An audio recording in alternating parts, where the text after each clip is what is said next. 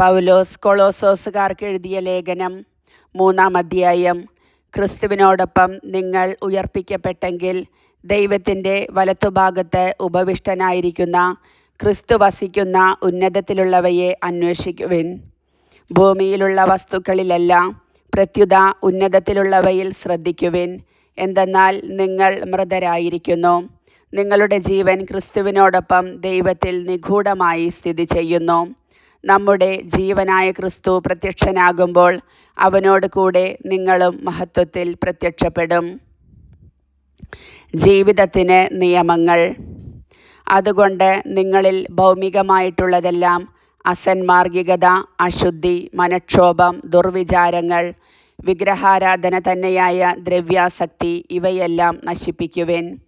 ഇവ നിമിത്തം ദൈവത്തിൻ്റെ ക്രോധം വന്നു ചേരുന്നു. നിങ്ങളും ഒരിക്കൽ അവയ്ക്കനുസൃതമായി ജീവിക്കുകയും പ്രവർത്തിക്കുകയും ചെയ്തിരുന്നു. ഇപ്പോൾ അവയെല്ലാം ദൂരെ എറിയുവിൻ. അമർഷം, ക്രോധം, ദുഷ്ടത, ദൈവദൂഷണം, അശുദ്ധ ഭാഷണം തുടങ്ങിയവ വർജിക്കുവിൻ. പരസ്പരം കള്ളം പറയരുത്. പഴയ മനുഷ്യനെ അവൻ്റെ ചെയ്തികളോട് കൂടെ നിഷ്കാസനം ചെയ്യുവിൻ. സമ്പൂർണ്ണ ജ്ഞാനം കൊണ്ട് സ്രഷ്ടാവിൻ്റെ പ്രതിച്ഛായയ്ക്കനുസൃതമായി നവീകരിക്കപ്പെടുന്ന പുതിയ മനുഷ്യനെ ധരിക്കുവിൻ. ഇവിടെ ഗ്രീക്കുകാരനെന്നോ യഹൂദനെന്നോ പരിച്ഛേദിതനെന്നോ അപരിച്ഛേദിതനെന്നോ അപരിഷ്കൃതനെന്നോ സ്ത്രീയനെന്നോ അടിമയെന്നോ സ്വതന്ത്രനെന്നോ വ്യത്യാസം ഇല്ല. പിന്നെയോ ക്രിസ്തു എല്ലാമാണ്, എല്ലാവരിലുമാണ്.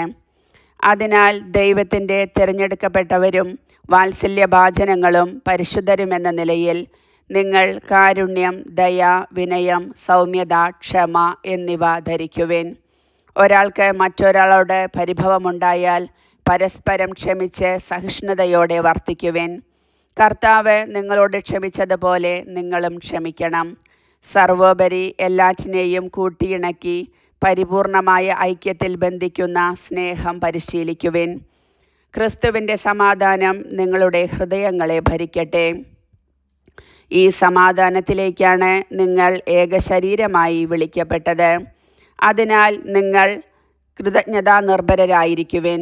പരസ്പരം പഠിപ്പിക്കുകയും ഉപദേശിക്കുകയും ചെയ്യുമ്പോഴും കൃതജ്ഞത നിറഞ്ഞ ഹൃദയത്തോടെ ദൈവത്തിന് സങ്കീർത്തനങ്ങളും ഗാനങ്ങളും ആത്മീയ ഗീതങ്ങളും പാടുമ്പോഴും ക്രിസ്തുവിൻ്റെ വചനം നിങ്ങളിൽ സമൃദ്ധമായി വസിക്കട്ടെ.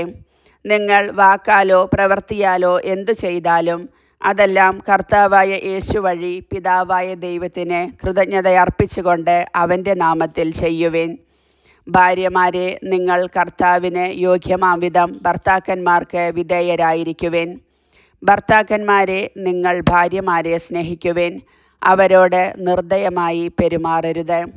കുട്ടികളെ, എല്ലാ കാര്യങ്ങളിലും നിങ്ങളുടെ മാതാപിതാക്കന്മാരെ അനുസരിക്കുവിൻ. ഇത് കർത്താവിന് പ്രീതികരമത്രേ. പിതാക്കന്മാരെ, നിങ്ങളുടെ കുട്ടികളെ പ്രകോപിപ്പിക്കരുത്. പ്രകോപിപ്പിച്ചാൽ അവർ നിരുന്മേഷരാകും. ദാസന്മാരെ, നിങ്ങളുടെ ലൗകിക യജമാനന്മാരെ എല്ലാ കാര്യങ്ങളിലും അനുസരിക്കുവിൻ. ഇത് മനുഷ്യപ്രീതിക്കു വേണ്ടി മറ്റുള്ളവരെ കാണിക്കാനായി ചെയ്യുന്നതാകരുത്. കർത്താവിനെ ഭയപ്പെട്ടുകൊണ്ട് ആത്മാർത്ഥതയോടെ ചെയ്യുന്നതാകണം. നിങ്ങളുടെ ജോലി എന്തുതന്നെയായിരുന്നാലും മനുഷ്യനെയല്ല, ദൈവത്തെ സേവിക്കുന്നത് പോലെ ഹൃദയപരമാർത്ഥതയോടെ ചെയ്യുവിൻ. നിങ്ങൾക്ക് പ്രതിഫലമായി കർത്താവിൽ നിന്ന് അവകാശം ലഭിക്കുമെന്ന് അറിഞ്ഞുകൊള്ളുവിൻ. കർത്താവായ ക്രിസ്തുവിനെ തന്നെയാണല്ലോ നിങ്ങൾ ശുശ്രൂഷിക്കുന്നത്. തെറ്റു ചെയ്യുന്നവന് ശിക്ഷ ലഭിക്കും. അക്കാര്യത്തിൽ മുഖം നോട്ടമില്ല. കർത്താവിൻ്റെ വചനം.